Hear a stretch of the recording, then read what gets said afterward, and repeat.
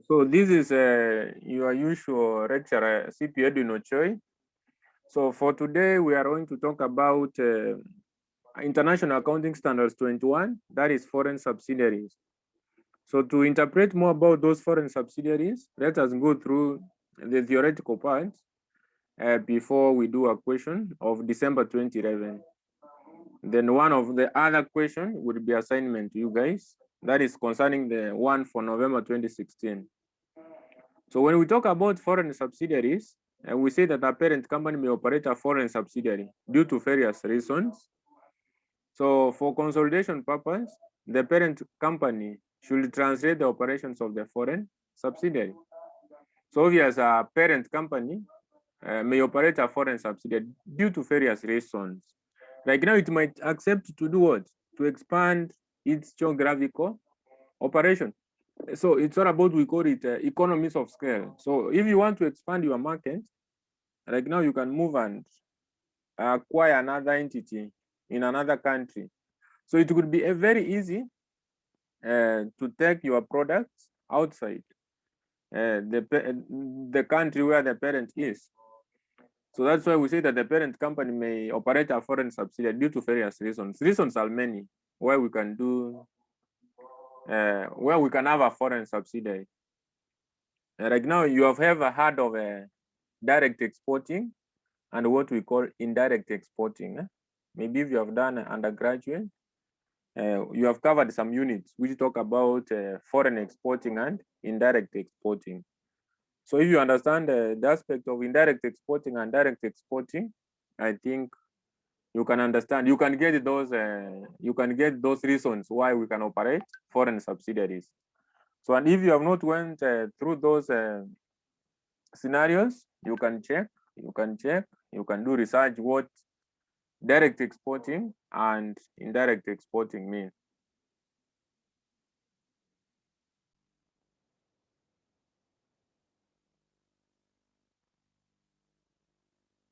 So then we have the methods of translation. So remember that I said, or I can say that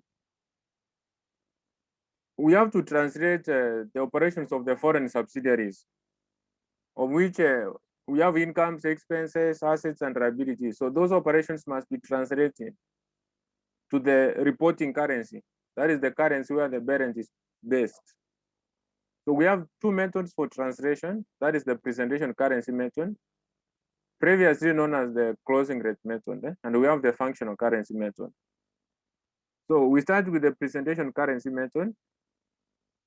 We are start with the presentation currency method. So the presentation currency method, this is the method.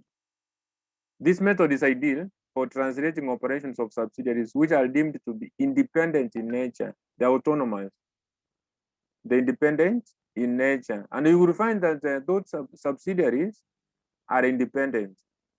So obvious subsidiaries will be independent on their own. It's only that by the end of the year, now the parent must consolidate the operations of those subsidiaries and another investee company in order to report one statement so that they look as if they were one. And so that is why we recommend presentation currency method to be used when translating the operations of foreign subsidiaries, because you find that those subsidiaries are independent, or they call it autonomous subsidiaries. So, and the method ideal for translating independent subsidiaries is this presentation. So we say that this method is ideal for translating operations of subsidiaries which are deemed to be independent in nature. So IS-21 highly recommend the use of this method because many subsidiaries are assumed to be independent. Then I said we have various items to translate. Like now I said income statements contains incomes and expenses. Statement of financial position contains assets and liabilities and some of the equity items. So how will you translate those items? So, and you know, for now, the method which would be used in the translation is the presentation currency method. So using that presentation currency method, incomes and expenses are translated using the average rate. This one you use average rate to translate incomes and expenses. You will be told that one. Assets and liabilities use the closing rate. So for the closing rate, you will never be told that this is the closing rate. You will be given a date. You will be given a certain date. So closing rate is the rate which was prevailing on the date when the statement of financial position was prepared or was to be prepared. So you will be given a date when they were going to prepare. When they were going to prepare the relevant statement of financial position. Like now, if it was this year, and we say that our financial runs from January to December 31st. So remember that in order to determine, like now for this year's closing rate is as at 31st December 2021. That is the time when we will be preparing our statement. That is the time when we will be preparing our statement. Then we have dividends. So dividends use the spot rate. And what does spot rate mean? So this is the rate which was prevailing on the date of occurrence of a transaction. So the date when that transaction occurred. For example, you would be told that they paid the dividends in this date.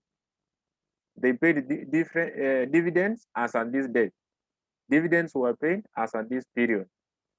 So spot rate is the date when the transaction occurred.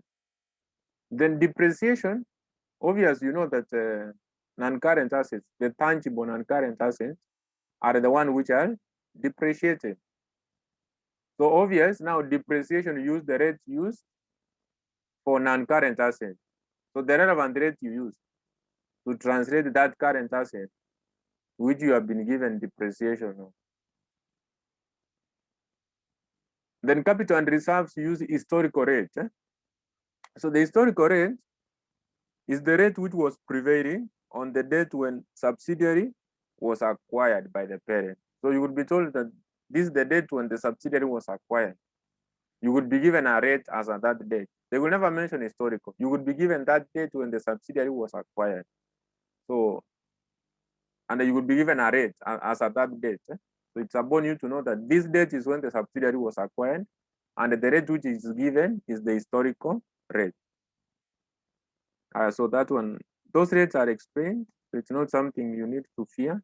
So they are in the notes. So they say closing rate is the rate which was prevailing on the date when the statement of financial position was prepared or was to be prepared. Then we have the spot rate, rate which was prevailing on the date of occurrence of a transaction. Then historical, you can see the way I've said, the rate which was prevailing on the date when the subsidiary was acquired by the parent. Then these are the steps to follow. So step number one, you obviously translate the income statement. That is of that foreign subsidiary. The parent will be translating the foreign subsidiaries income statement. Then translate the statement of financial position.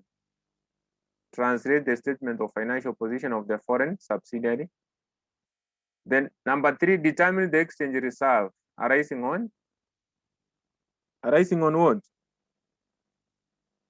Translation.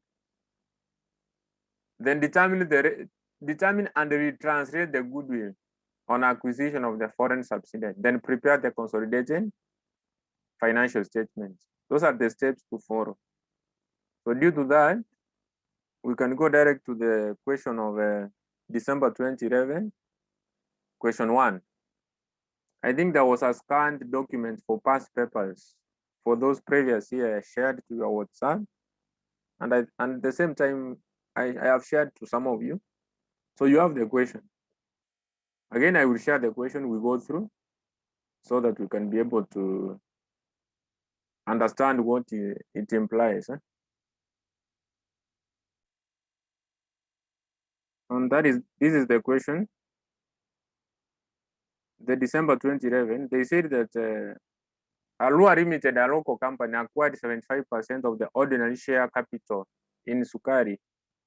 So Alua Limited, a local company, acquired 75% of the ordinary shares of Sukari Limited, a foreign company on 1st May 2008. Sukari Limited's functional currency is Rubia. The following financial statements relate to the two companies for the year ended 30th April 2011. So we have the income statement and the statement of financial position. So we don't have to read the income statement and statement of financial position. That is why I'm skipping, because income statement contains incomes and expenses. The statement of financial position, assets and liabilities. So additional information. So Alua Limited acquired the shares in Sukari Limited when the retained earnings in Sukari were. So you are given, so you can see that in this question, the foreign currency is rupiah, because that is where the subsidiary is based.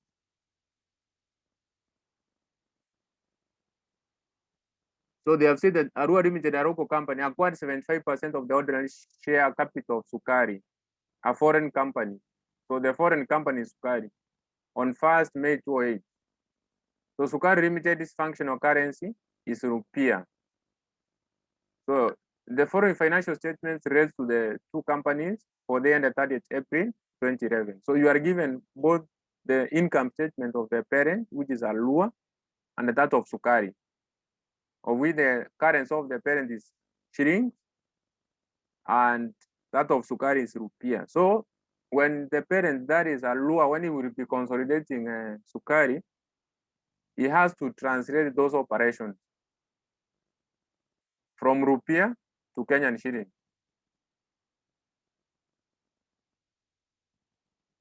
So additional information, Alua Limited acquired the shares in Sukari when the retained earnings in Sukari were 2.8 rupiah.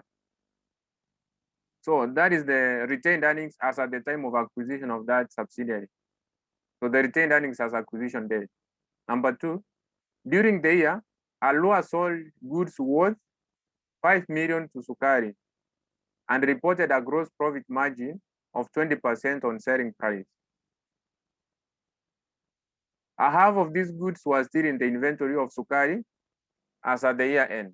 So additional information number two, we always calculate unrealized profit on stock, because you can see like now Alua sold goods to Sukari for 5 million. So Alua reported a gross profit margin of 20%. But now the side of Sukari, he has not resold all the goods he received from Alua by the end of the year. We are told that the half of these goods was still in the inventory of Sukari at the year end. So out of that half, which is unsold now by Sukari, there is unrealized profit. So we need to check that unrealized profit.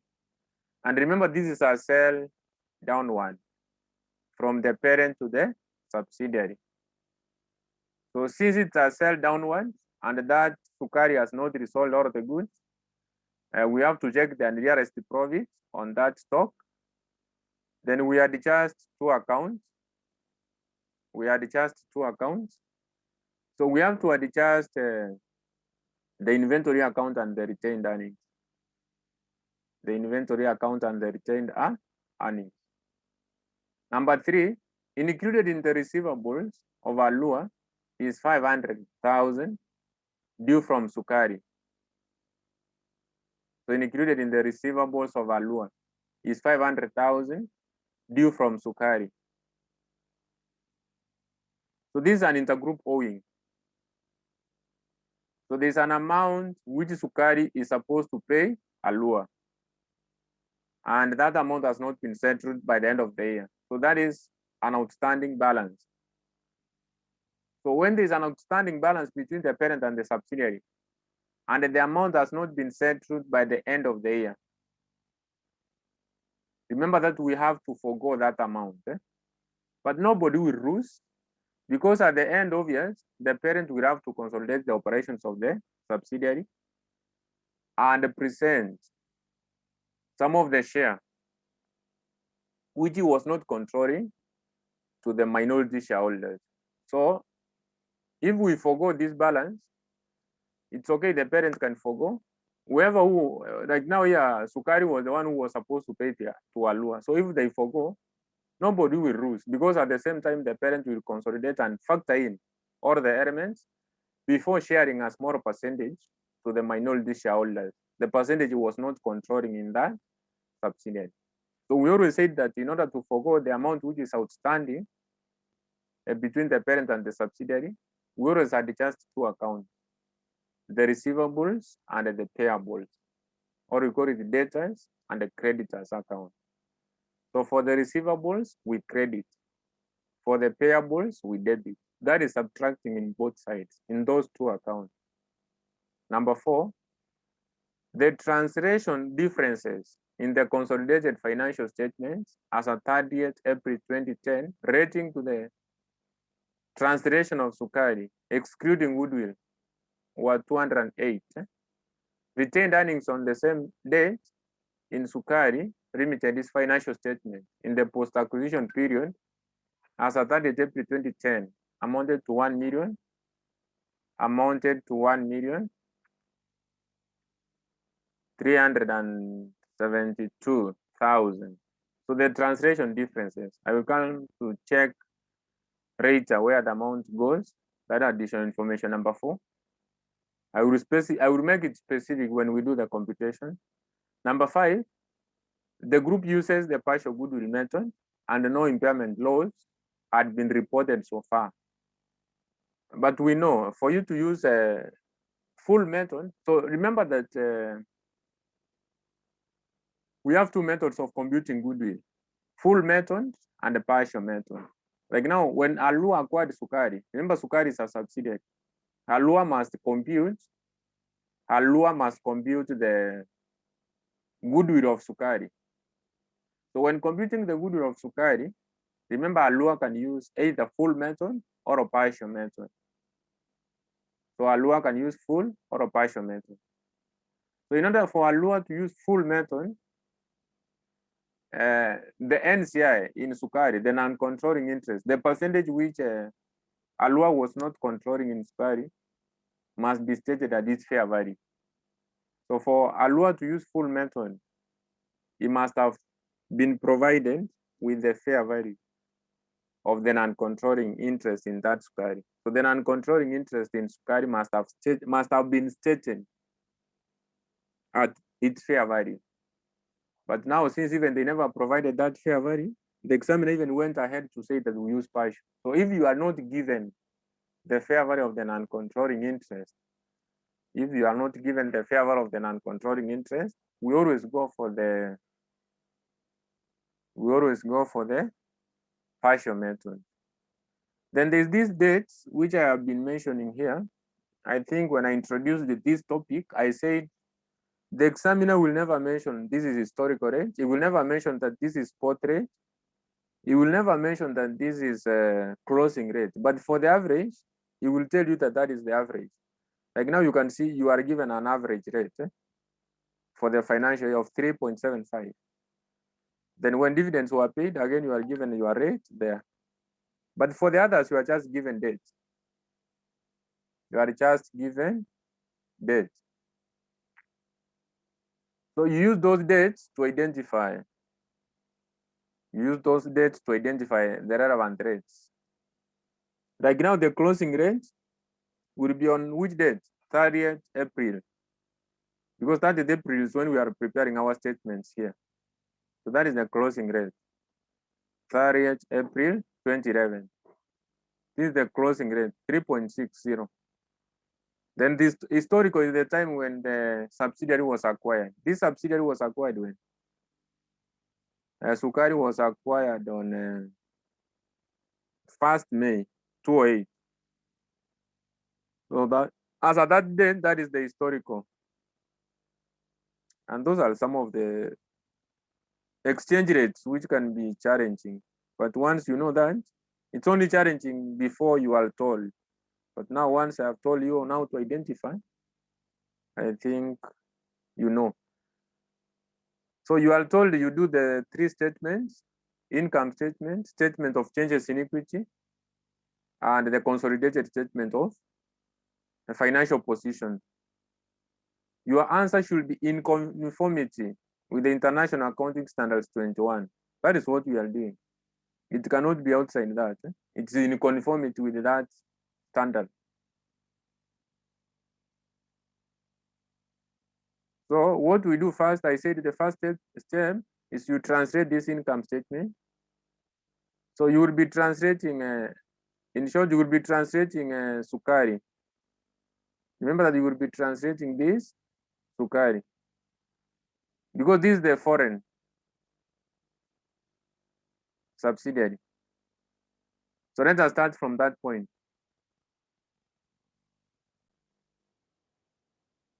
So let us start from the translated. So we start from the translated income statement.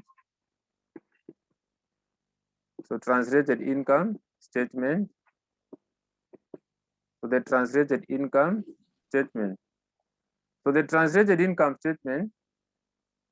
So we translate the income statement. We translate the income statement.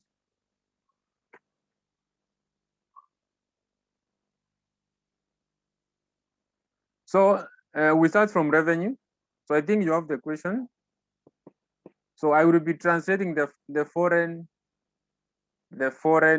subsidiary. So it was in terms of rupiah. So we have to get the rate and we get the Kenyan shillings. So we start from revenue. So revenue of sukari is 97,125. 97,125. So I would like to show you just those statements. Then I will translate without showing the question, so that we will not waste a lot of time. So that we make sure that we use the minimal time as possible.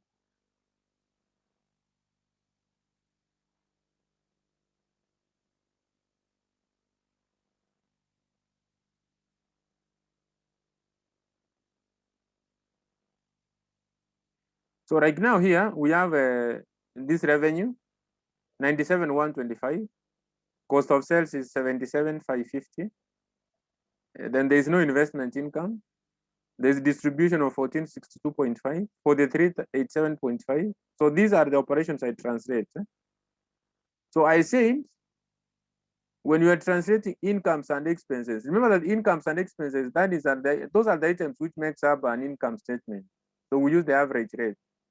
So which means that the rate I would be using to translate those incomes and expenses is the average rate. And the average rate was given here, 3.75. But now this one, again, you need to identify on how to use this rate. It's rupiah to 1 Kenyan shilling. So rupiah to 1 Kenyan shilling. So which means that what you have here is in terms of rupiah. So right now 3.75 is in terms of rupiah. So it's even here. You can use this one. So I had interpreted in your paper here. So that one which they start with, the rupiah is the one which you are given, 3.75 rupiah is equals to 1 Kenyan shilling. What about that 97? 97 anyway, it's again the 97,125. This one is that revenue. So that you determine if when you are translating from rupiah to Kenyan shilling, are you dividing or are you multiplying? Like now in this scenario, when we will be translating our operations from rupiah to Kenyan shillings, we will be dividing. So which means that incomes and expenses, which I have in the income statement, I will divide all of them with the 3.75. Let us do that very fast. Within around 5 minutes, we are done. So 3.75. So give me the answer for revenue. Then cost of sales. So for revenue is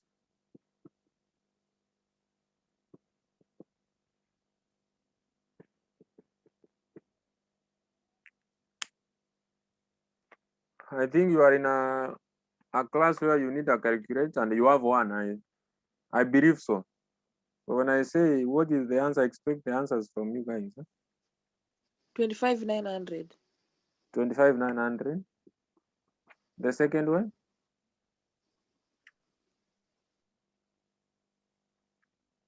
You divide 3.75.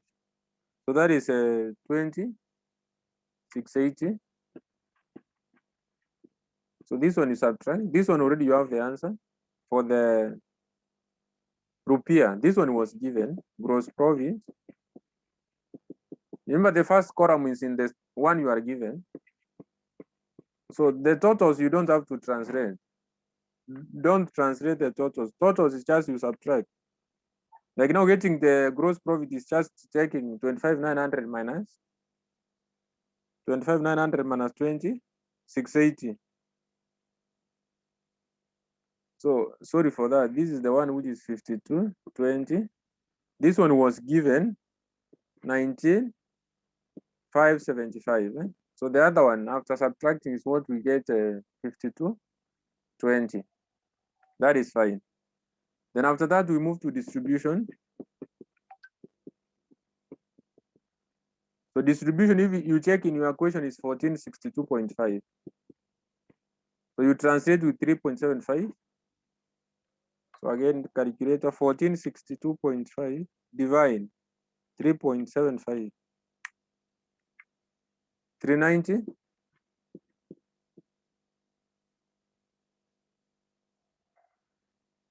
So after that, we have admin. So these are the items you are given in your statement. There's nothing I'm changing. I'm just translating the way they are given for Sukari. So the way you are provided with those statements. So this one is 43,87.5. So 3.75. So I'm doing very fast because this one, they don't earn you any mark. There's no marks you earn from these workings I'm doing here.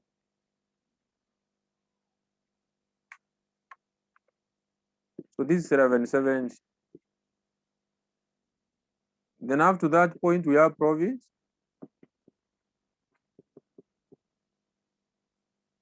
It was profit before tax. There was no finance cost. I will show you something here.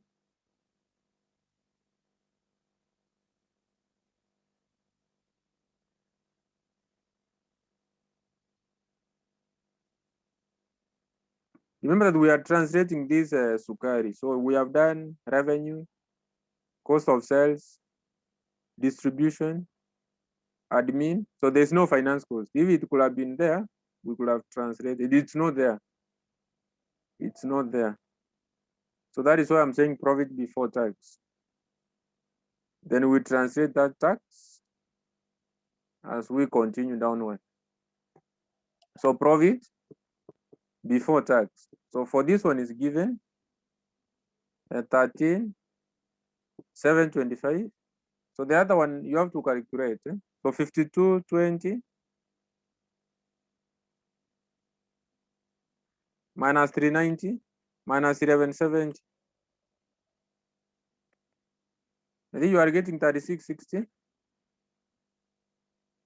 The same with my calculator here. So after that, we talk about income tax. So the income tax is that of Sukari is 4725. So again, that is 3.75. The average rate. Incomes and expenses use the average rate. So in short, the income statement items use the average rate. So this is 12.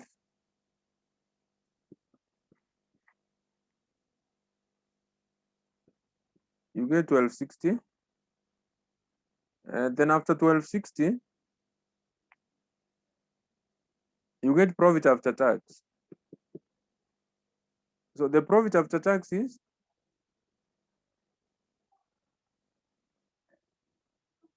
so for the first one is 2400. The first one is 2400 or 9000. The first one is 9000. This is the one which is 2400 according to my calculator here. Minus 1260. So this is the one which is 2400. Then finally we have dividends paid. This is just copy pasting from the statement you are given for Sukari. Then as we translate. So 37.52. So, but now remember that for dividends, we cannot use the average. We can't use the average because the examiner was very specific. The examiner was very specific. The examiner said that dividends paid, we use a certain rate. So when dividends were paid, we use 3.92. You are given when dividends were paid, use this rate, 3.92. So 3.92. So take 37.52. 37.52. You divide with 3.92. So you are supposed to use which figure?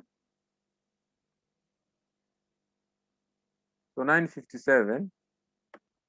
That is 957. That is 957.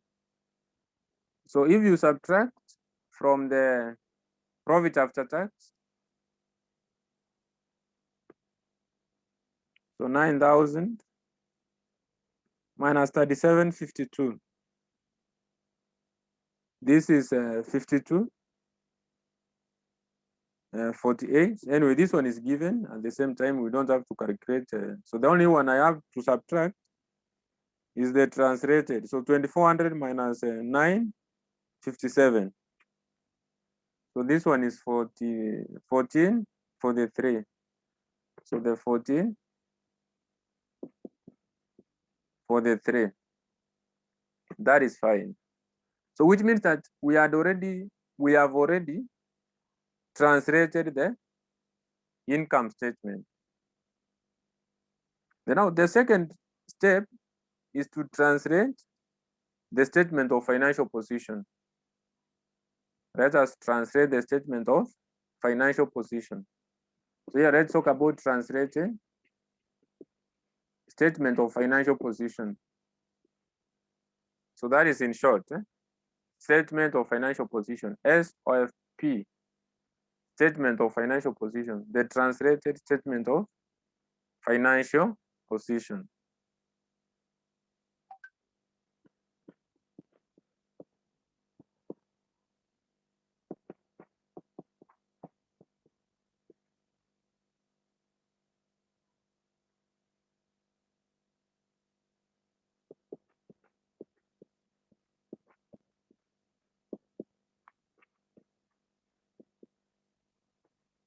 So we start from the non-current assets. So again, let me display what we will be doing.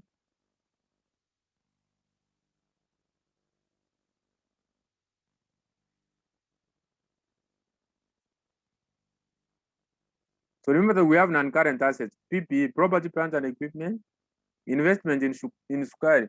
So investment in Sukari is only under Alua because the investment in Sukari, who made an investment in Sukari is the parent. That is why you can see 840.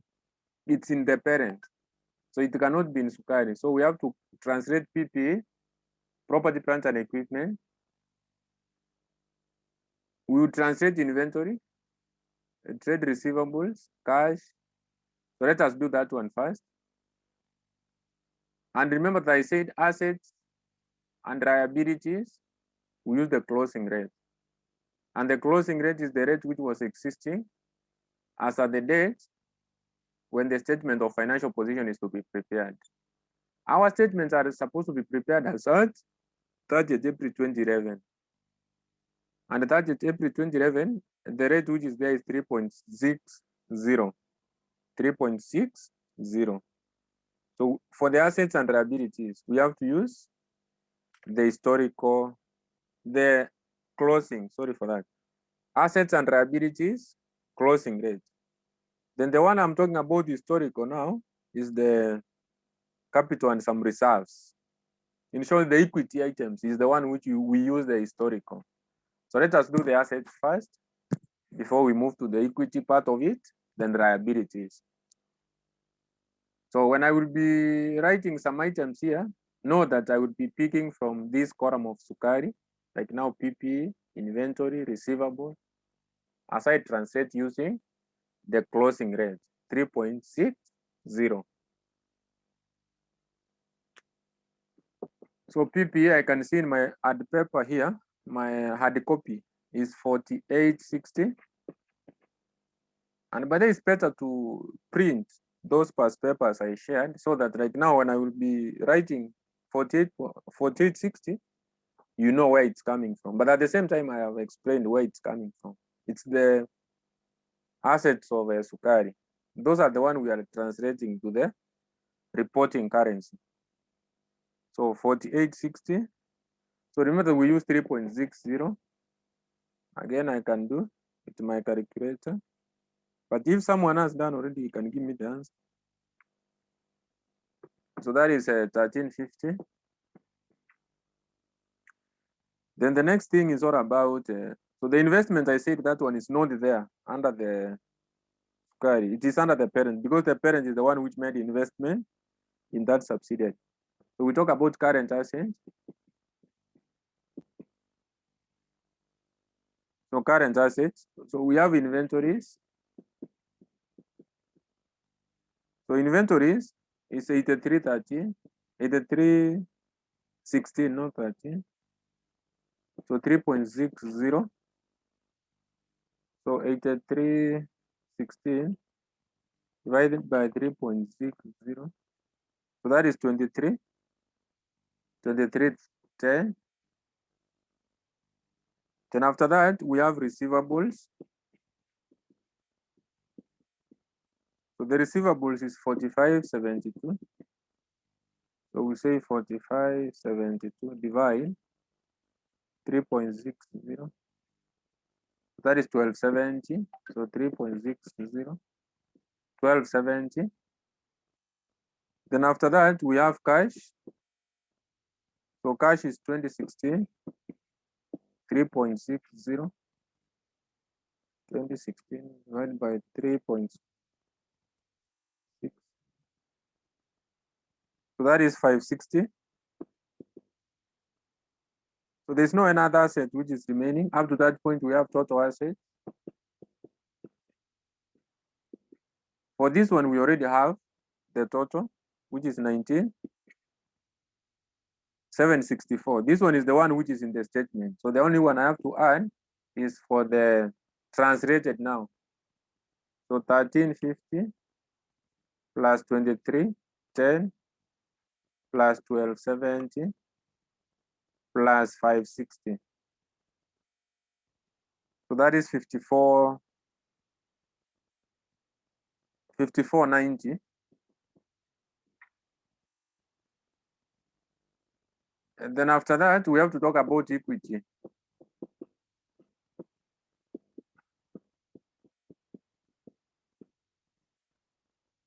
So for the equities and liabilities, we have ordinary share capital of 1348. So which rate am I supposed to use?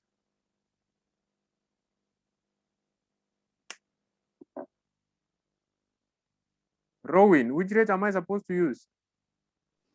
Historical. Historical, because now this is an equity item. Yeah. And we said historical is which, as at which date? As at acquisition. And the subsidiary was acquired when?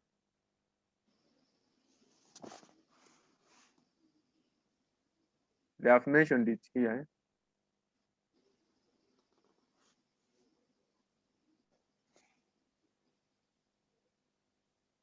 First May 2008. So Alua Limited, a local company, acquired 75% of the ordinary share capital of Sukari, a foreign company, on 1st May 2008. As at that date when the subsidiary was acquired, that is the date for historical. So as at 1st May 2008, that is 2008. So which rate can I use here? 4.4. Yes, because it's just one day. After May, it's only that after 30th April, it's 1st May. So there's no difference with one day. Or there's a difference with our calendar. Like now, there's a joke I have been seeing that there's someone who want to use, we use the Wanjoi calendar. So that is okay. So the 4.4. So 4.4 is our historical, and equity items are translated using historical. So I will be translating the ordinary share capital, the retained earnings. But now when you go to the retained earnings, you cannot pick this direct. That is only adjustment. That is the only change I make in this statement. In income statement, we never made any change. That one we translated the way it is. But when you came to this now statement, when you are translating your retained earnings, you have to separate it into two. Pre-acquisition period and a post-acquisition. Then there's another thing I will introduce under equity called exchange reserve. Remember that due to the market effect, like now inflation and other factors, political factors, and other things and others, and other main factors, like now when you are doing the translation of those foreign currencies to that of the parent, due to these factors in the market, remember that your currency can change now and then. Your currency, so you might find that when you are translating, you were supposed to translate at this figure, but now due to this effect of inflation and so on, you made a loss or you made a gain due to the market factors. So due to that, we need to determine the exchange reserve. So that exchange reserve must be introduced in this statement during translation. And that one, to get it, we must do step 3. We have to do step 3. So which means that ordinary share capital is 1348. That one we translate using that 4.4. Then retained earnings, I've said we consider pre-acquisition and the post. Then we introduce exchange reserve.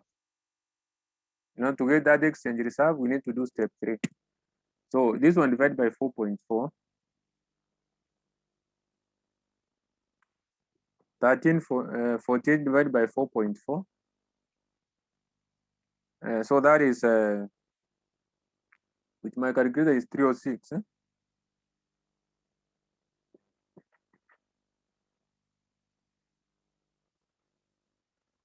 After that, we have the retained earnings.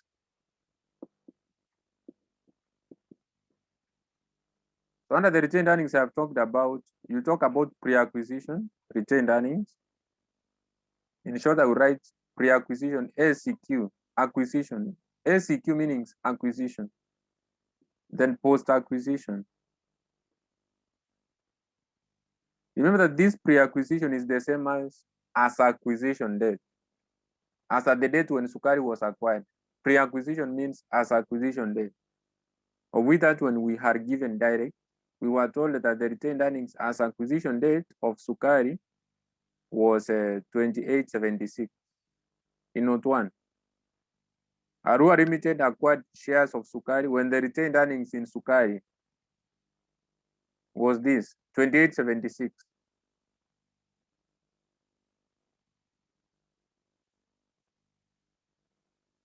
So which means that here I will get 2876. You divide 4.4.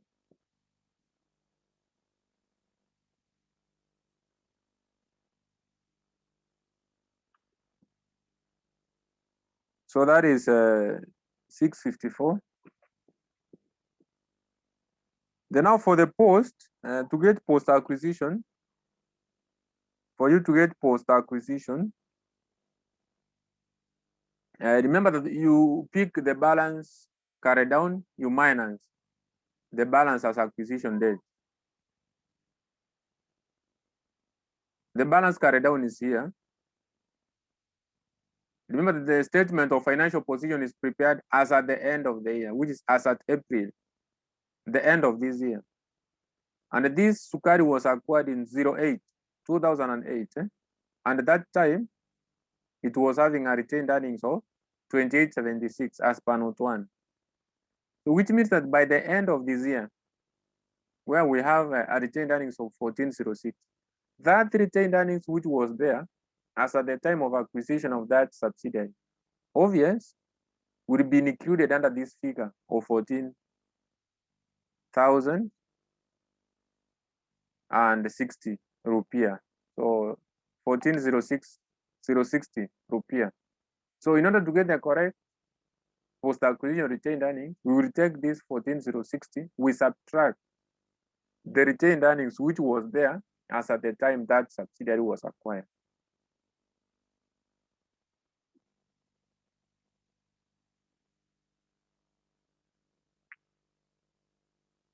So I would say 14,060 minus 2876.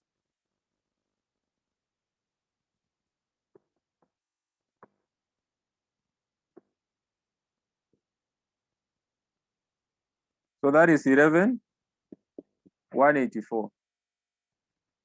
And so after that, this one, it doesn't have a translation. This one doesn't have a translation rate, but this one will be our balancing figure. So the figure we get, so when I will be determining the translated figure now, this will be our balancing figure. So you have to skip that one for now. You have to skip that one for now.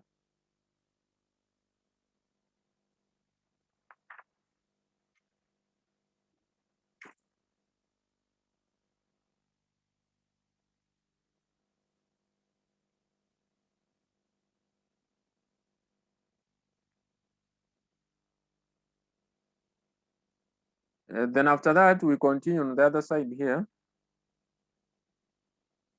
Remember that it was all about rupiah rate and Kenyan shillings.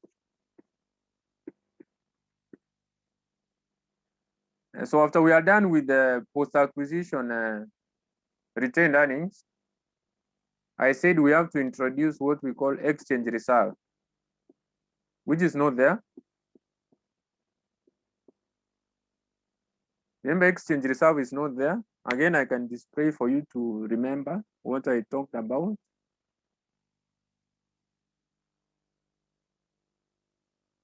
Remember, the only thing which was under equity here is the ordinary share capital and retained earnings. So we did ordinary share capital.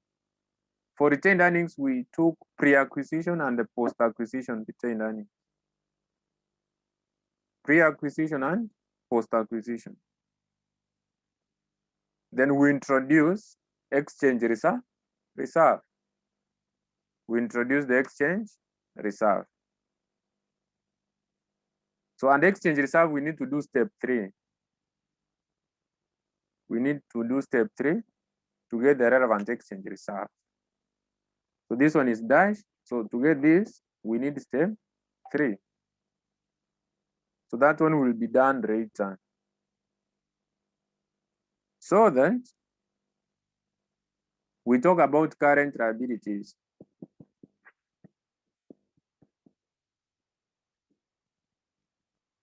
So under current liabilities, we talk about trade payables.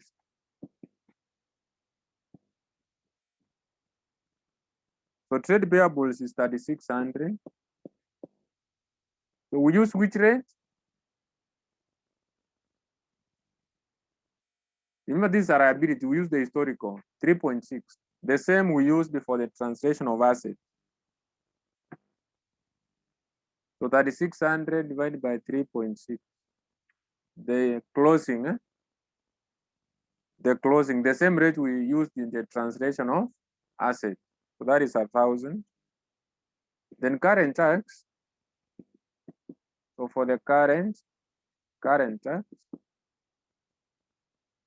So for the current tax, we are given 756. So we translate again using 3.6. Because it's a liability divided by 3.6. So we get 210. The 210. So up to that point, you get total equity. Total equity and liabilities.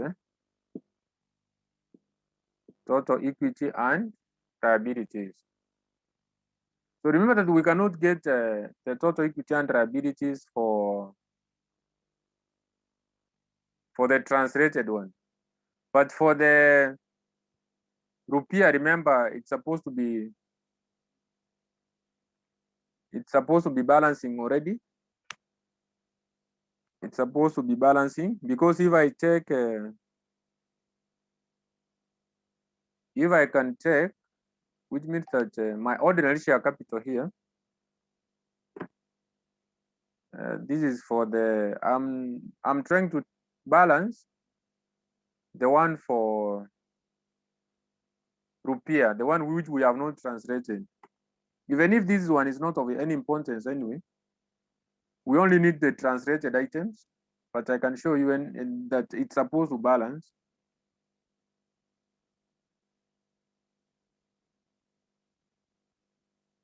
So I have added these items plus 3,600 plus 756. So you can see it's 17,764, the same which you have under this, under asset.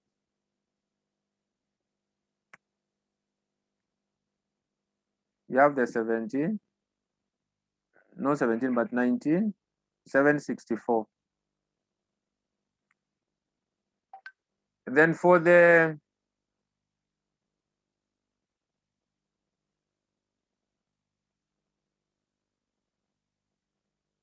other column, that is for the one we have translated. Remember, we have two items which are missing. The post-acquisition, which I said it will make us to be the balancing figure. This one will be the balancing figure, the post-acquisition retained earnings. Then again, we need this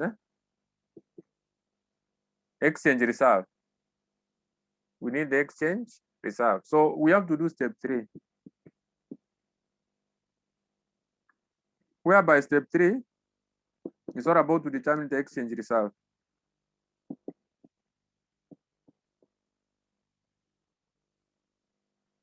So in order to determine the exchange reserve, we always say that translate closing net assets at closing rate. Translate closing net assets at closing rate. So you translate the closing net assets at closing rate. Then again, you translate opening net assets at opening rate.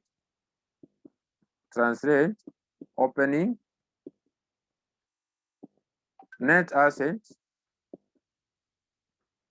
at opening rate. So the closing net assets is the one which you already have from the statement of financial position, because your statement of financial position, you know that it's prepared as at the end of the year, the closing period, the closing period. So go and pick the net assets from the statement. Net assets is just the equity items. So we have ordinary share capital of 1348 and retained earnings of 14,060, which gives us a total 15,000. You can see where my cursor is, 15,408 rupiah. We translate using the closing rate, 3.6. So take 15,408, you divide with 3.6. You divide with the 3.6. So you translate closing net assets at closing rate. So 15,408, you divide with 3.6. So that is 4280. Then you translate opening net assets at opening rate. So to get the opening net assets, again, very simple.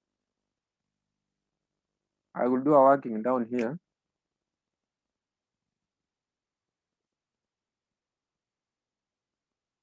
So you know that our financial year is ending on 30th April 2011.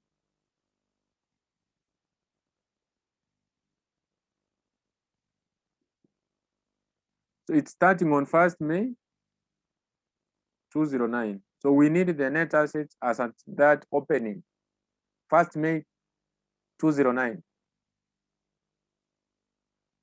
And we have a closing of 15,408.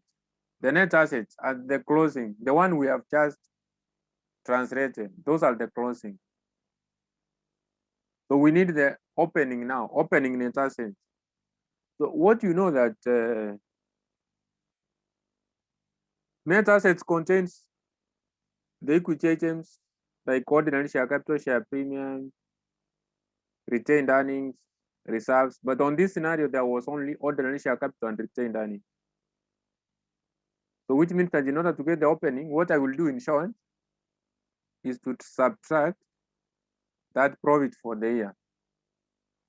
So profit for the year is subtracted. So once we subtract profit for the year, I will be able to get the opening balance. So you take that net assets as at closing, you minus the profit for the year. So you get the opening there. So profit for the year, that is profit after tax from the income statement. So check these income statements here.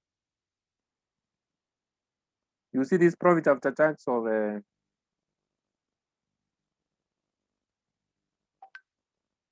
profit after tax, which is the profit for the year after they have even deducted dividends, not just profit after tax, but up until they subtract dividends. So the profit for the year, 5248, this one,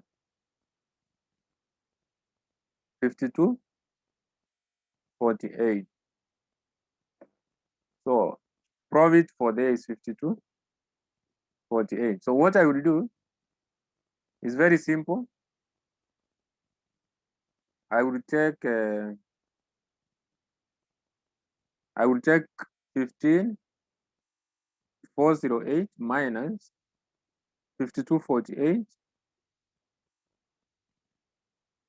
Then I have to divide with the opening rate. So translate the opening net assets at the opening rate. Opening rate is as at 1st May, when the year is starting, 1st May 09. 09 or 010. This one is supposed to be 2010. That's the period when our financial year is starting, because it was ending on 30th April 2011. So if our financial year is ending on 30th April 2011, it's starting on 1st May 2010. That is the opening date. So 1st May 2010. So check the rate.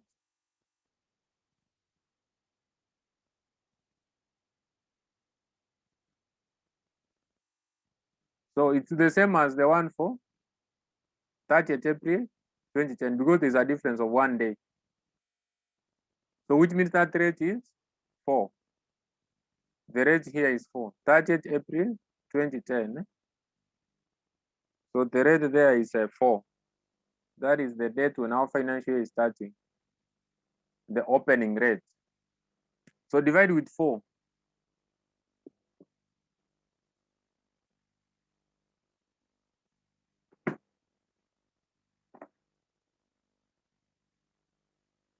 So we take 15408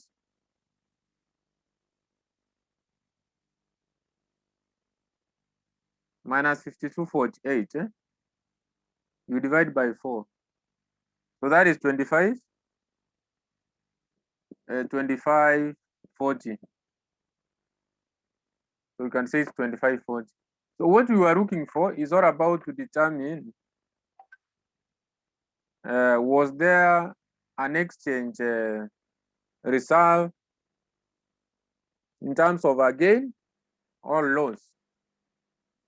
Was there an exchange gain or a loss?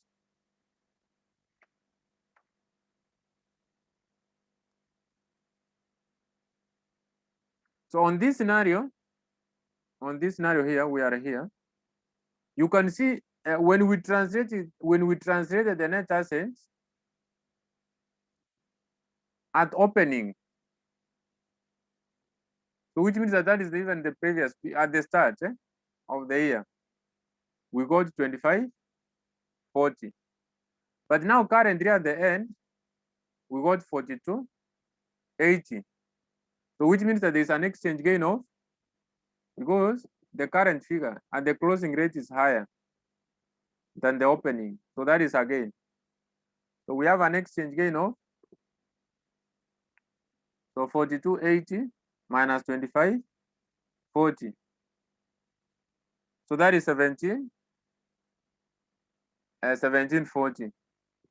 So after getting 17.40, what we are supposed to do, you raise the one you recognized in P&L.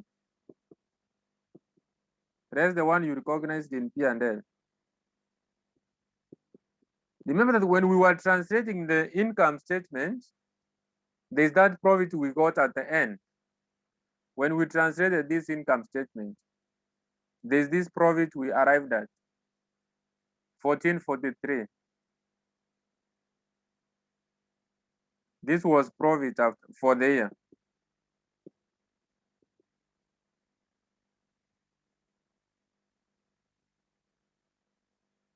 That was profit for the year. So this one, after translation, we subtract that. That is the one we recognized. That it was part of the net asset. Profit is part of net asset. So that is 1443. So if we subtract that, we can be able to get which figure? So 1740 minus 1443. That is 297. So 297 is what you will record as your exchange reserve. This 297. The 297. So then I said that our post-acquisition retained earnings will be a balancing figure. So what I do, I have to add what I have. Then the remaining one will be the balancing figure. So which means that I have to take my ordinary share capital of 306 plus pre-acquisition retained earnings of 654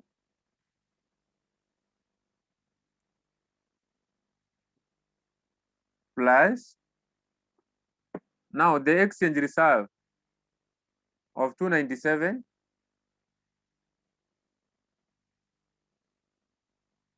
plus 1,000 plus 210. So you can see we are getting 24.67. But our assets here, it was 54.90. So which means that down here, this one was supposed to be 54.90. But now, what I'm adding, I'm getting 24.67. So which means that the balancing figure is post-acquisition retained earnings. So I have to take 54.90 minus the answer. So that is 30.23. That is the 30.23. And the 30.23 is the one to be recorded here. Up to now, you have no mark. You don't have any mark. These were just working. And that is how foreign subsidiaries consume a lot of time. But now from this scenario, what is remaining is just a few things, of which we have to do step 4, whereby we have to determine goodwill. After we determine goodwill, now the other work would be just a presentation of the relevant statements.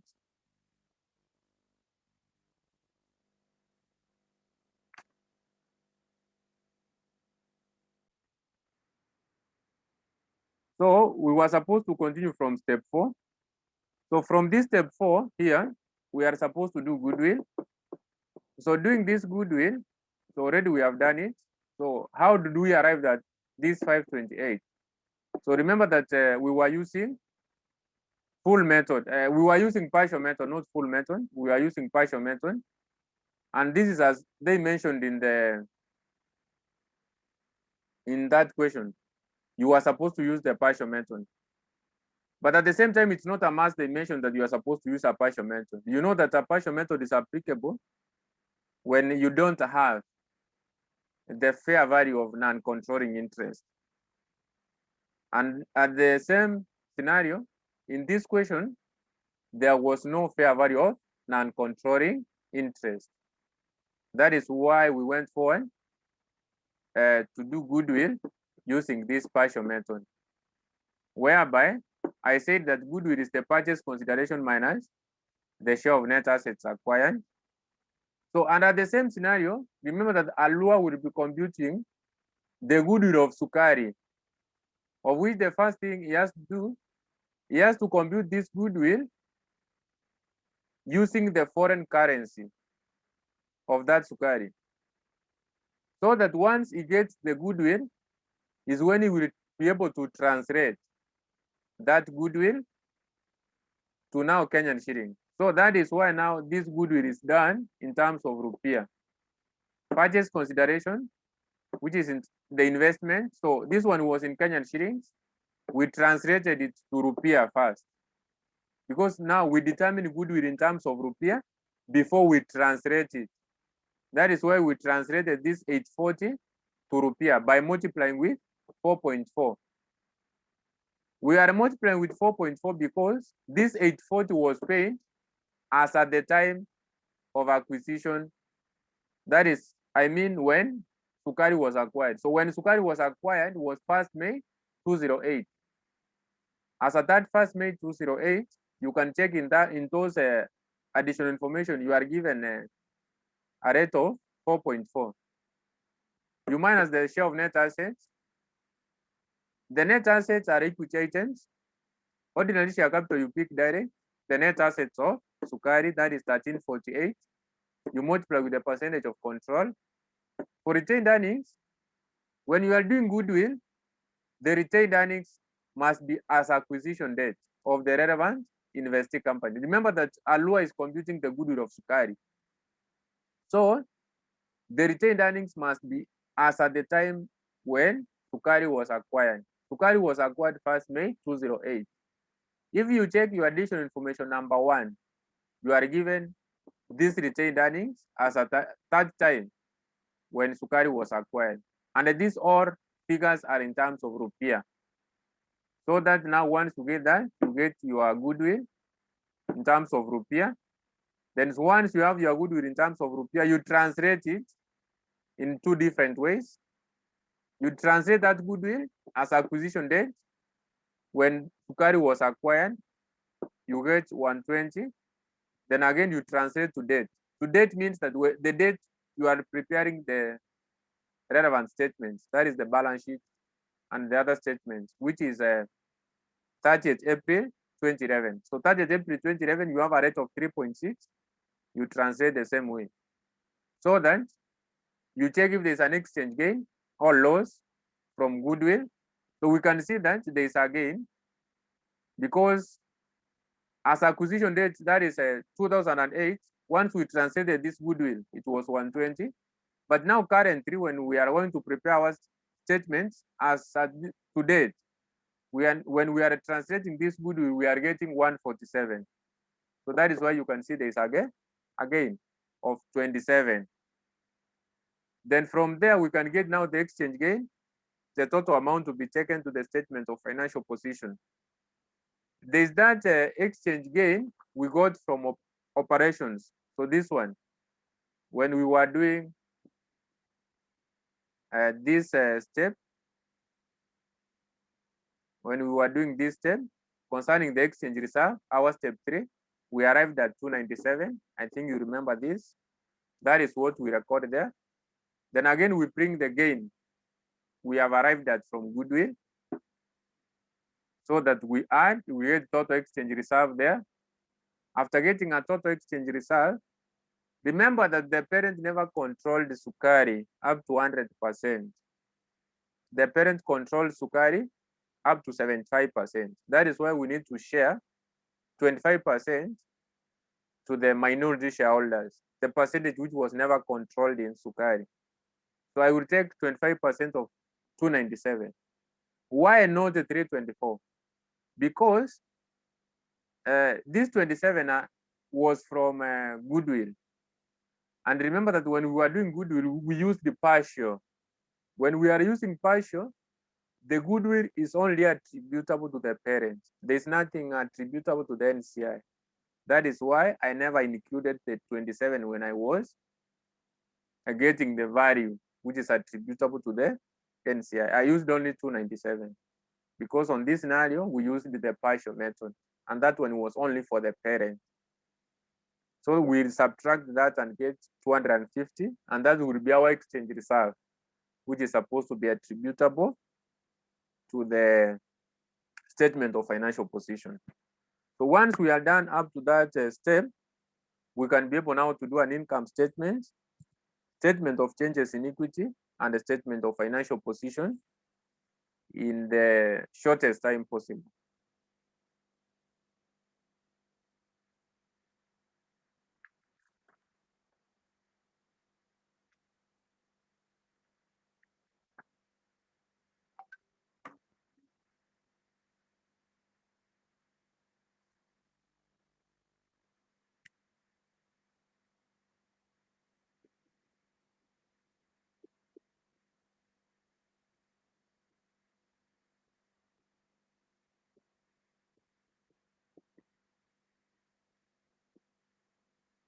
It's all about consolidated income statement.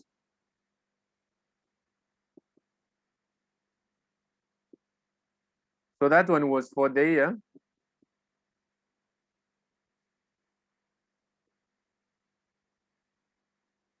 So it was for the year ended 30th April 2011. 30th April 2011.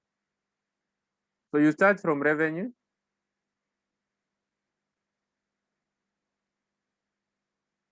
And obvious, when you are doing an income statement, first you have to determine two things. When was these subsidiaries acquired? Remember that? Aru acquired Sukari. He acquired them 1st May 2008. But our financial year, remember this one was 75%. So our financial year ends on 30th April 2011. So it starts on 1st May 2010. So which means that it was acquired to 8. So this Sukari in this current year, it is there fully in the year. So never start counting from 28. From those 28 and 29, they have prepared the relevant statements. So it's only that they have brought forward the transactions to 2010. So the only period you are told to prepare is for 2010. So in 2010, Sukari is present for 1 year.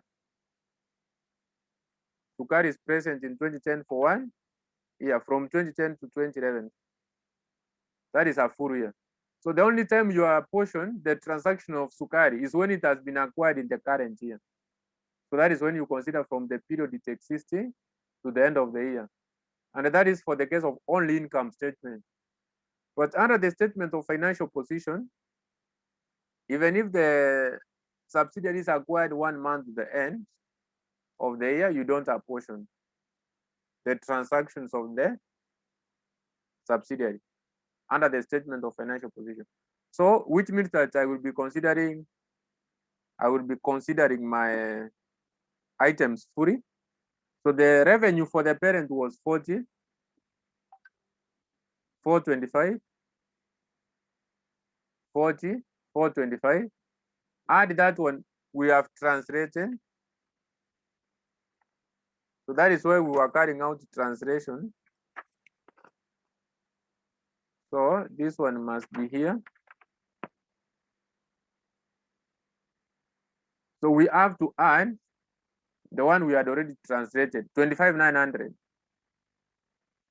So parent plus subsidiary, 25,900. The one now which is translated. Then under revenue, we only subtract intergroup sales between the parent and the subsidiary. There was an intergroup sales where the one entity sold goods to the other, and that one occurred during the year.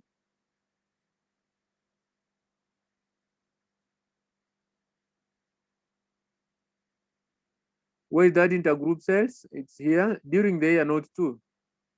Arua Limited sold goods worth 5 million to Sukari. So the intergroup sales, that is what we subtract. Under revenue, you only subtract intergroup sales between the parent and the subsidiary. And it occurred in this year. It occurred in that year, and it was between Arua and Sukari. There is no associate in this scenario. So cost of sales. So cost of sales, again, we talk about parent plus subsidiary. So figure of the parent is 35,500 plus 2680. You minus the same 5,000. Then you add UPS.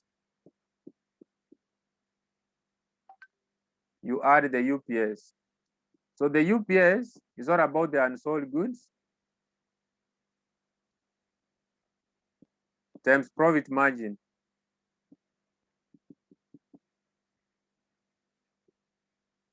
So remember that 2680 is the translated. So never forget that. 2680 is the translated. So then I'm talking about UPS. The first thing you raise here is intergroup sales, the one you subtracted under revenue. Then you add the UPS. So out of these goods of 5,000, which were sold to the other entity, that other entity which received never resold them entirely. So note 2, during the year, Alua sold goods worth 5 million to Sukari and reported a gross profit of 20% on selling price.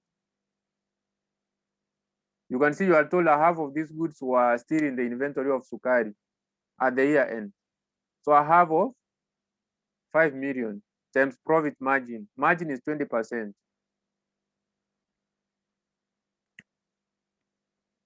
So you say a half of 5,000 times 20%. So 20% is like a fifth. 20% is a fifth. So that is like, so this is 5,000. So 5,000 divided by 10, it's 500.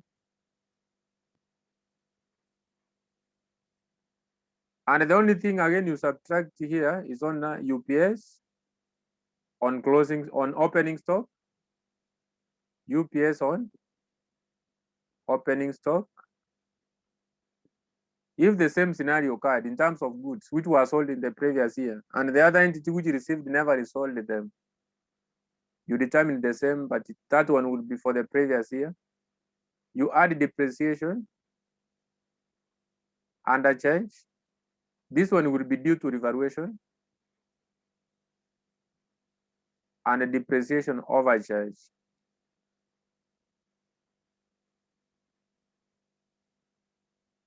So and the depreciation overcharge is due to sale of fixed assets.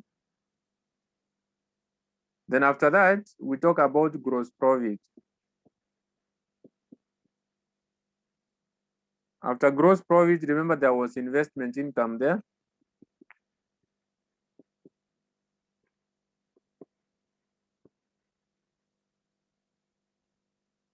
So the investment income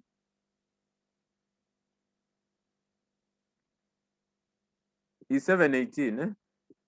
So remember the investment income records things like income, interest and dividends which the parent received from the investee companies. And that is wrong. The parent is not supposed to receive those dividends and interest during the year. If he receives that element, we need to deduct. So which means that under this investment income, it includes some interest and the dividends, which were paid by the Sukari, because Sukari is the only investee company. So we need to deduct dividends which was paid by Sukari. So dividends paid, now they translated one, remember? We translated and we were having dividends which were paid by Sukari of 957. But out of that, the parent was taking 75%. So we have to deduct here 75% of that dividends, 957, so that we get the correct investment income the parent is supposed to recognize.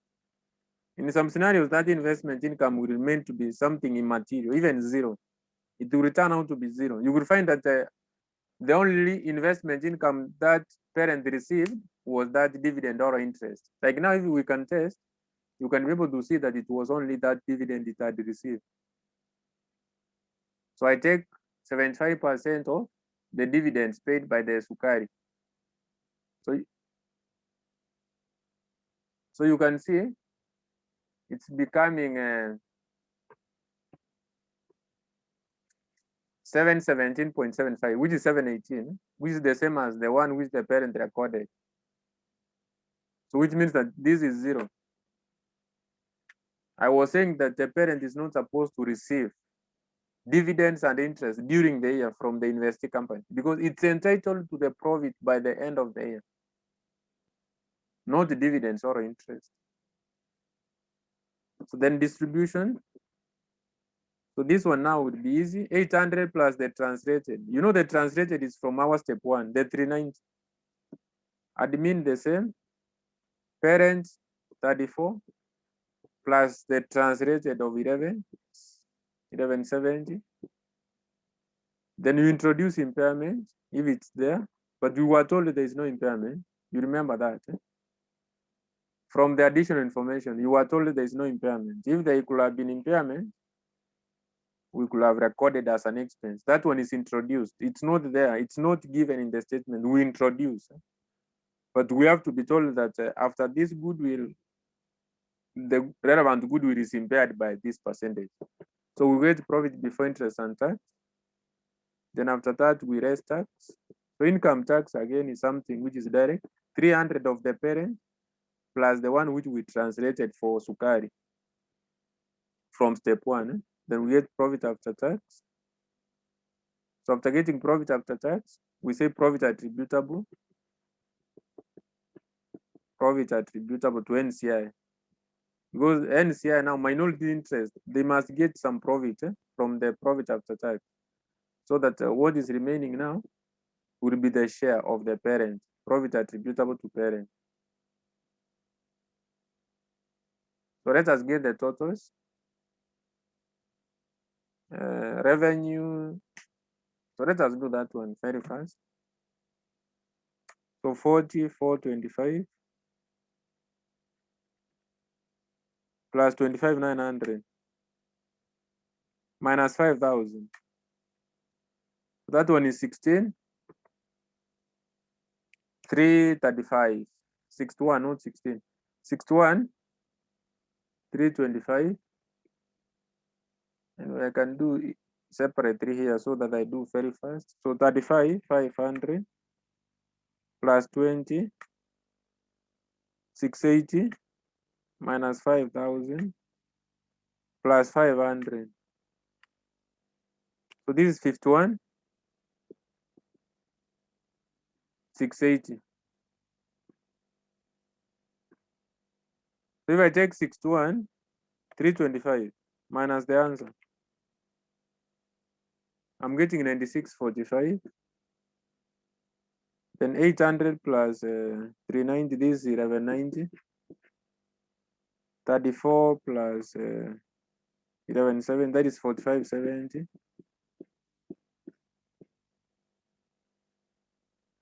So let us subtract 96.45 minus 1190 minus 45.70.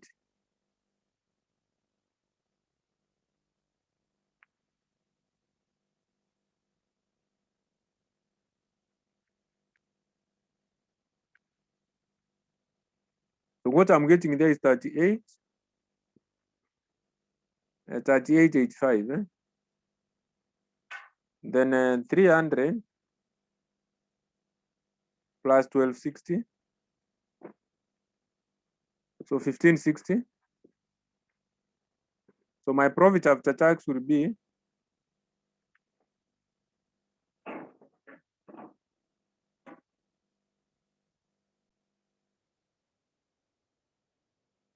so what are we getting as profit after tax?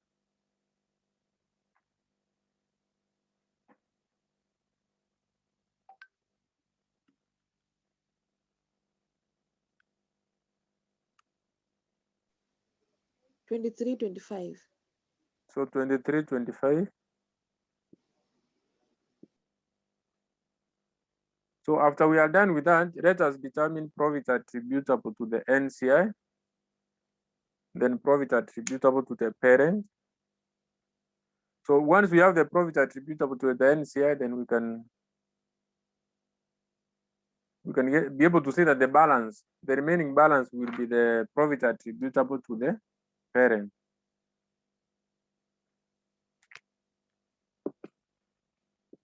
So to get the profit attributable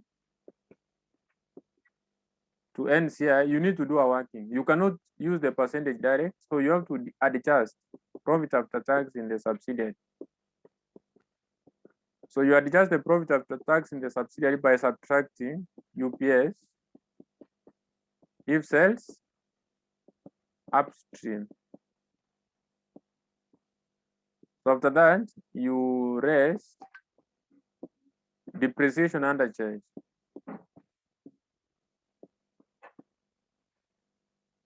Then you add an overcharge, you add the depreciation, overcharge,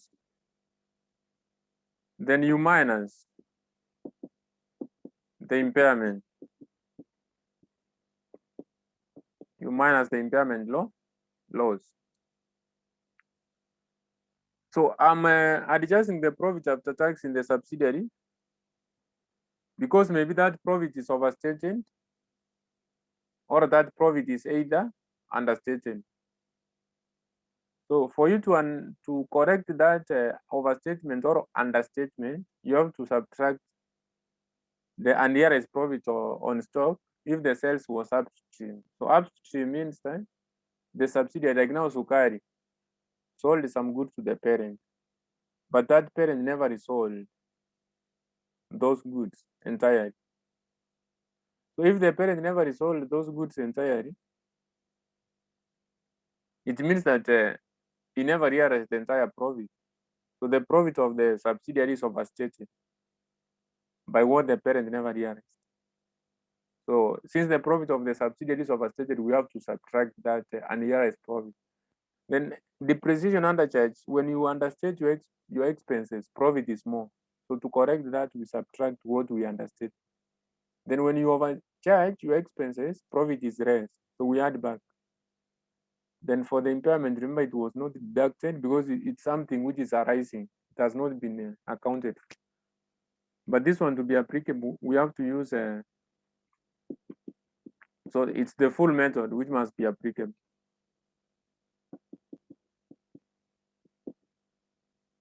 The full method must have been applicable. So, which means that profit after tax in the subsidiary was, remember that the one we translated,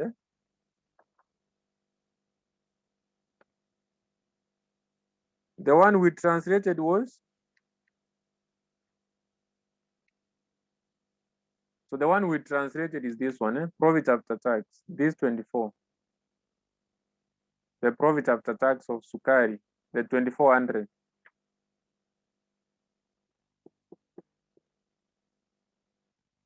Then UPS, I said for it to be applicable, sales must be upstream. So we have to check, was the sales upstream?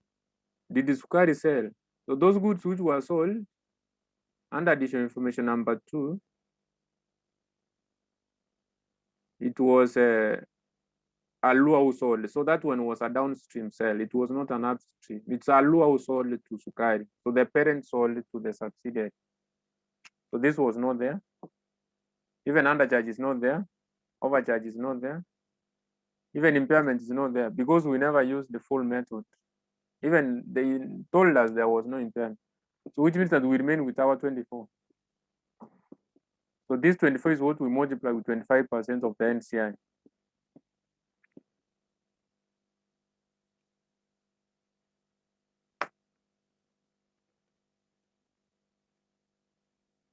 So that one, I'm getting 600.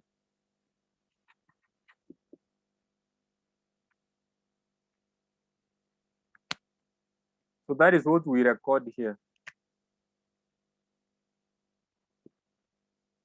as the profit attributable to the NCI. So that the balance, now you take 2325, you take the 2325, you minus 600. So the balance goes to the parent, 1725.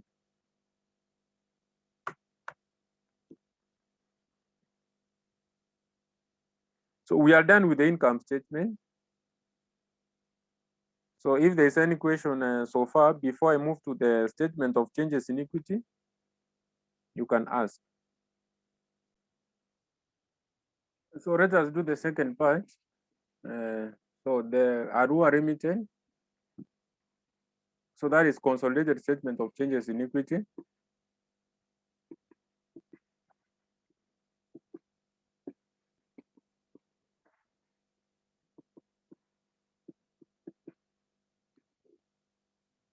So the consolidated statement of changes in equity. So the period is as at, or that is for the year ended.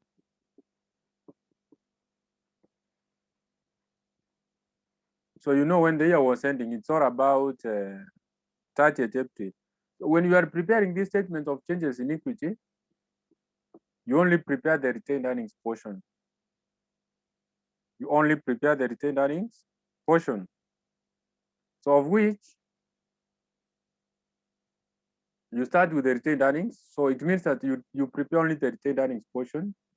So you talk about retained earnings, balance pro down, both Alua and the Sukari. So there were two. You add the profit for the year. So in short, the profit attributable to parent is the one you add. Profit attributable. Profit attributable to parent. Then after that, you raise the dividends paid by the parent. Dividend paid by the parent. So these all items were more direct because now, right now, the profit attributable to parent is the one which we have here. After getting a profit attributable to NCI, there is this profit attributable to parent of 1725.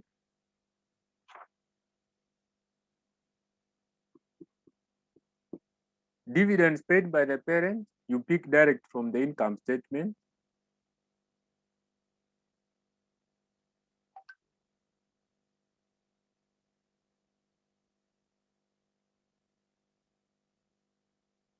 So dividends paid by the parent, this one, dividends paid, parent 700.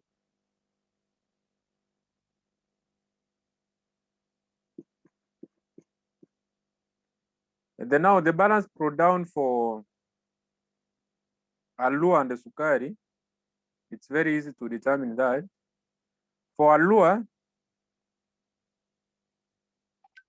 the balance brought down, that is for Alua. So we have to determine the retained earnings brought down, of which you know that you have the carry down. We are looking for the brought down. So for the carry down, as at the end, remember that the items as at the statement of financial position is as at the end, the 502. This 502 is as at the end of the year, which is this 30th April 2011. Profit for the year is 243. We can get pro down. So it's just drawing this way. So at the end here, we can see it was 502. Then profit for the year, this is for Arua. Profit for the year, that is from the income statement, is that 243. So it's very simple. To get pro down, you take 502, you minus this profit for the year. So you take 502, you minus 243.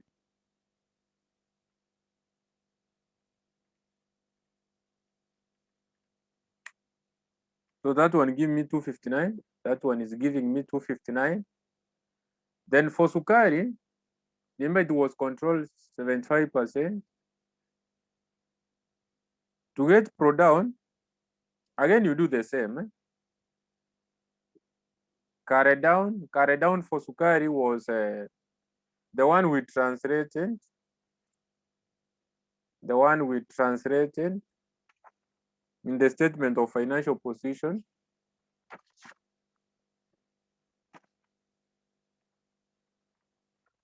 But the one which is post-acquisition, this post-acquisition, remember this is what we translated. The retained earnings, we were having pre-acquisition, then post. So this is by the end. There's 30, there's this 3023, post-acquisition. At the end there, there's 3023. Then profit for the year again is the one again we translated in the income statement. The one we got down there under the income statement, this one was profit for the year, 1443. So to get pro down, you can see we take 3023, you minus this, you will get at the start.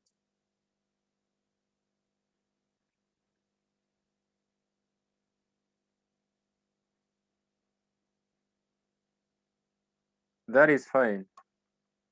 So if you take 3023 minus 1443,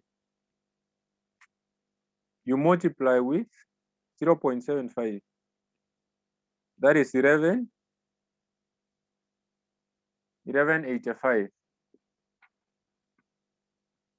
So you take 259, you add 1185 plus 1725 minus 700. So that is what are we getting on the other side?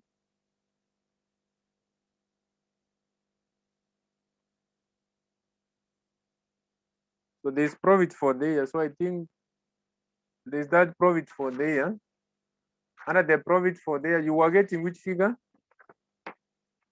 So there's this, I think we made a short mathematical error under the profit attributable to parent. So profit attributable to parent, you are getting which figure?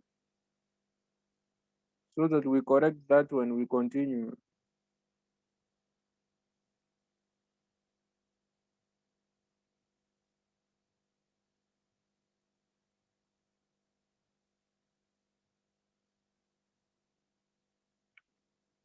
So I think we skipped finance cost. So there was that one for the parent. Mm. Yes, that is the one I think we did a mistake. So the finance cost was? It was 200. So it was supposed to come here. Yes. It's supposed to be fixed here. Because we say profit before interest and tax. So that we raise the finance cost, then tax, so that you get what? 1525. 1525. So down here is 1525. Mm. So which means that this is 2125. So 1525. So that 1525 is what we record here. So everything is correct. So it's only the finance cost we never recorded there.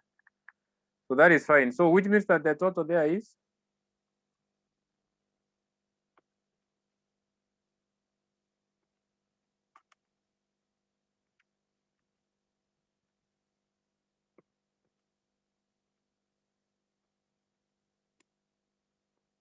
the total is 2269.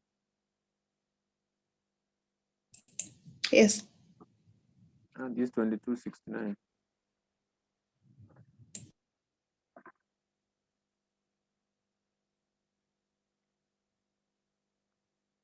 So let us now finalize with the statement of financial position.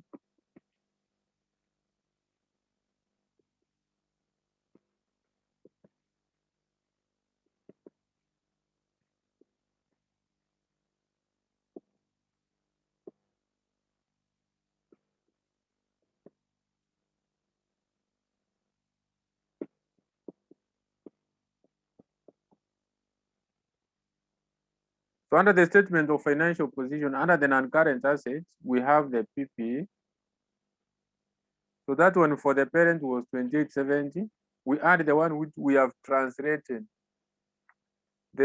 from the translated statement of financial position.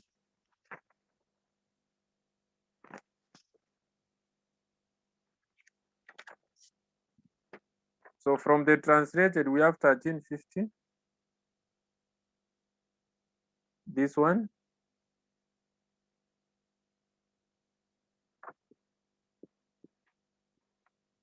So the adjustments you always make here, if there is revaluation, you add. Due to that revaluation, there is depreciation under charge. Then you minus UPFA. And you add depreciation overcharge. So I will come to interpret this more for the new students who are around when we will be recapping on the topic. So for now, those are the transactions you need to know, which are supposed to be adjusted. Then we introduce goodwill. So goodwill, remember there was a working. So we did goodwill with the foreign currency. Then after doing with the foreign currency, we translated twice. We translated to date and we translated as acquisition date. So remember that now the one which was as to date, this 147 is what we record. After getting 528, we translated twice. So the 147 is the one as at to date. Then after that, we continue with the current assets.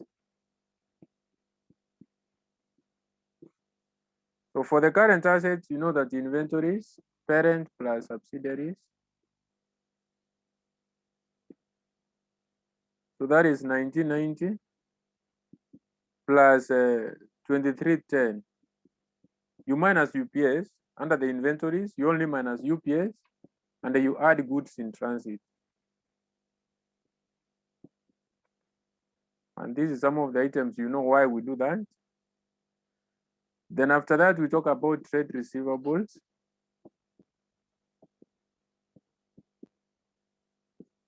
Parent plus subsidiary. So 1630 plus the subsidiary, the transaction we did what?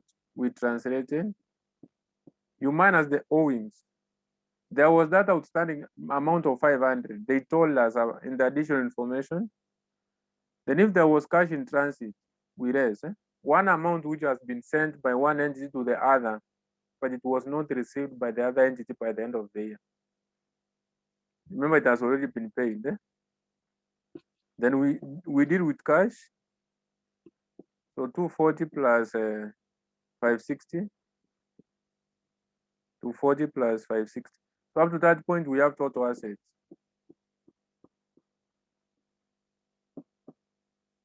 Then we talk about equity.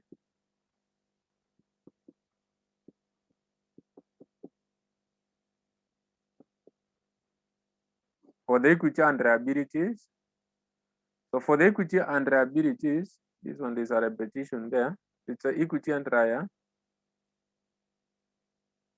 So anyway, this is not written correct. So it's equity and liabilities. So we have ordinary share capital, the one we translated. So the one which is translated here, so it's just a copy pasting and translated statement of financial position.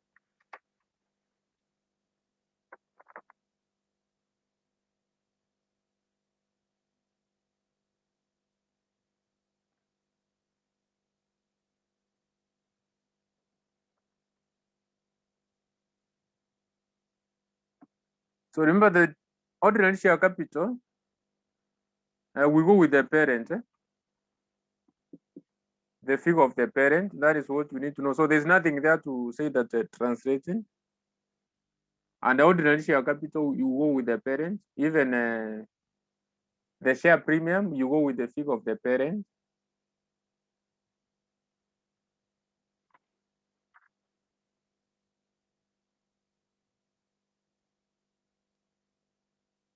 So for the others is the one which have been taking the parent plus the subsidiaries, and then we adjust for the other items. Like now, property, plant, and equipment, we took the parent plus the Sukari figures, but the translated one. Then the second one, there was investment. Investment in Sukari, remember that one we replaced with goodwill. When we invest in Sukari, you take the goodwill in Sukari. That is what we did the second item after property, plant, and equipment. Inventory, we took the parent plus subsidiary. We adjusted with UPS and goods in transit, we added. Receivables, parent plus subsidiary, you minus if there's an intergroup owings and cash in transit. Cash, parent plus subsidiary, you add cash in transit. If there is cash in transit, you need to add it to cash, because now there is a cash which was supposed to be received by the other entity, but it was received on a later date. Yes, it has to increase the cash account. Then ordinary share capital, that when you take the parent figure. If there was share premium, you pick the parent. For retained earnings, you need to do a working, but already we have done statement of changes in equity. So the balance carried down from statement of changes in equity is what you pick. The only thing I will introduce here is two things: NCI to check the capital, and the exchange reserve, which we already did our working. Then for the ordinary non-current liabilities, for the non-current liabilities, you can see it's only 2,000 for the parent. Trade payables, parent plus subsidiary, you minus that due, the amount which was due, the intergroup owing, not the trade, this 500. We forgot that. I explained why we forgot. When you forgo, you adjust your receivable and your payable. Then current tax, parent plus subsidiary, then I think we will be done by that. So let us record very fast. So this 118, the parent. Then for the retained earnings, remember already we have done a working from the statement of changes in equity. So our statement of changes in equity, the balance carried down was the balance carried down from the statement of changes in equity.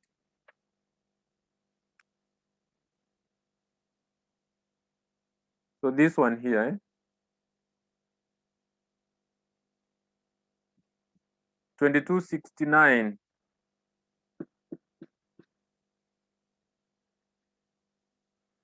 Then after that, I have said we introduce two things: exchange reserve.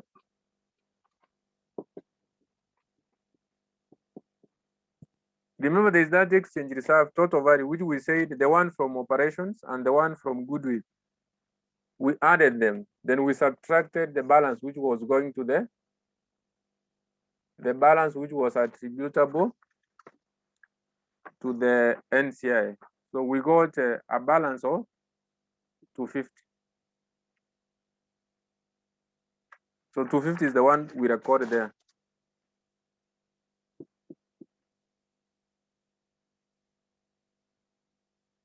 Then for the NCI, we'll introduce this to check their capital. And this one is the only working which is remaining, the only one.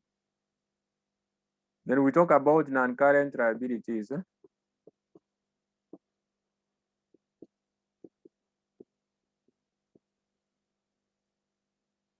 So for the non-current liabilities, we have a loan. We have a loan, 10% loan of 2,000, and it was only under the parent. Then we go to the current liabilities.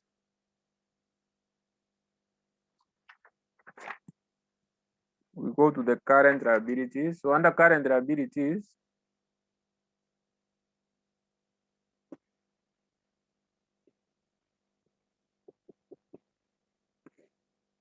so under the current liabilities, so we start from the trade payables. So under the trade payables, we talk about 4,800 plus the one we translated for the subsidiary. I said we minus the owings. The same we subtracted under receivable. This is how you forgot this amount, which was outstanding. Then the only thing we add here is goods in transit. Because now one entity had sent goods which were on credit to the other entity. That other entity received those goods after the financial year has ended. So once they received after the financial year has ended, remember they have to adjust. Even if it came in after the financial year was over, what we do, we have to adjust our inventory. That's why we added under inventory. Then if they were on credit again, we increase our payables. Then current tax, this one doesn't require any explanation. It's just taking the parent of 150 plus 210, the one we translated.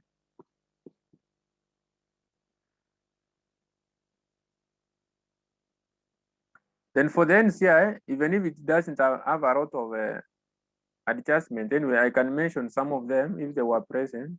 You start with net assets here. These are working. So like ordinary share capital, if there's share premium, if there's retained earnings, if there's a revaluation reserve, then you record goodwill for the NCI, then depreciation overcharge. Then if it's overcharge in this side is depreciation undercharge, including UPS, if it's an upstream sale, and impairment, and impairment. All of this you have to apply the percentages, but this one is not there. These items are not there. The only thing which is here is two things: ordinary share capital and retained earnings. So the ordinary share capital for Sukari, you pick the one which are there direct, the one from the statement of financial position. This one was in rupiah, so which means that we have to use the one which we translated. And that one means that I have to use the total of the net assets which I have when I did my translated statement of financial position.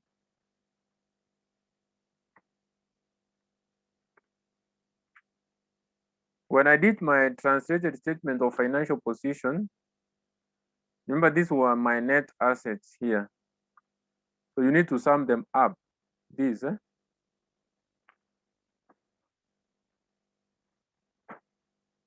So 306 plus 654 plus 3023. That is so 306 plus 654 plus 3023.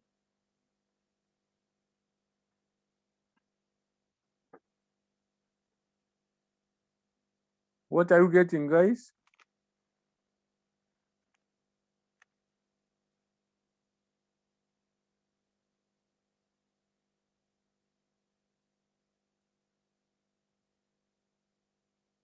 Which figure are you getting? Then you add again, there was an exchange reserve which we never recorded there, which was on our next page. And that is what I'm looking for so that I can display on your other side. So if you have been making short notes, you can give me the total. 306 plus 654 plus 3023 you add these 297. Remember, 297 was part of so if I add the 3, I'm getting this plus 297. So that is 4280. So 4280 is my total net asset. Is my total net asset which I have. So which means that even now I have a total net asset of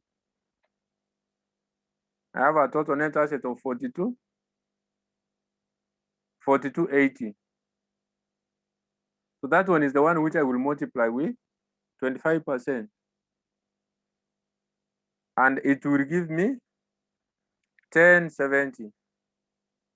So it will provide there 1070. So 1070 will be your balance because there is no another adjustment to make. So to statement of financial position, to the statement of financial position will be just that 27.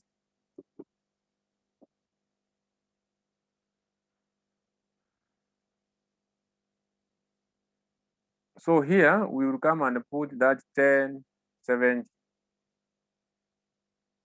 under NCI.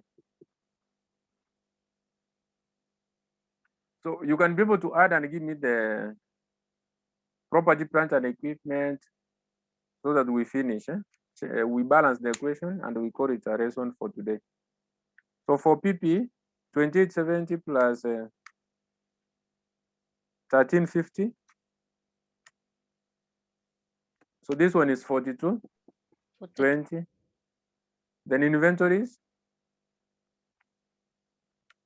1990 plus 2310 minus 500 is 38. 1630 plus 1270 minus the 500. So that is 2400. Then there's that cash of 240 plus 560, 800.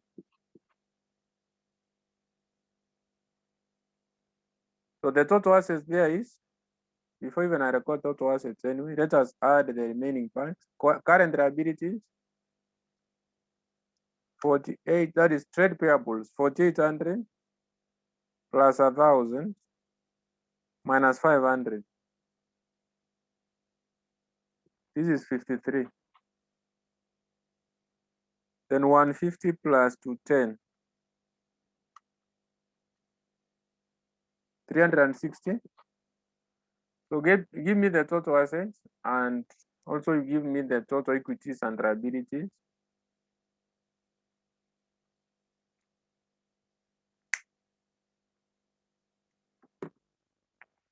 So for the total assets, so we do 4220 plus 147 plus 38 plus 24 plus 800.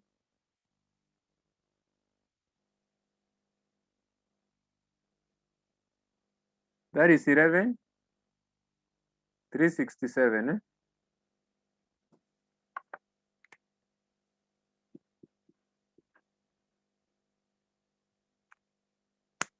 Then let us add equities and liabilities.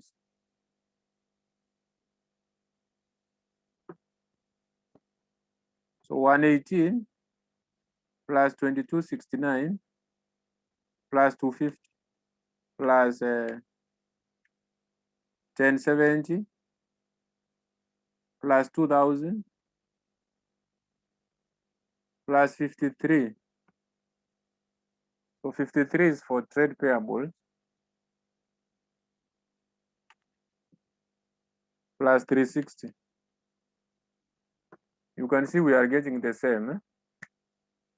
11,367, which is total equity and liabilities.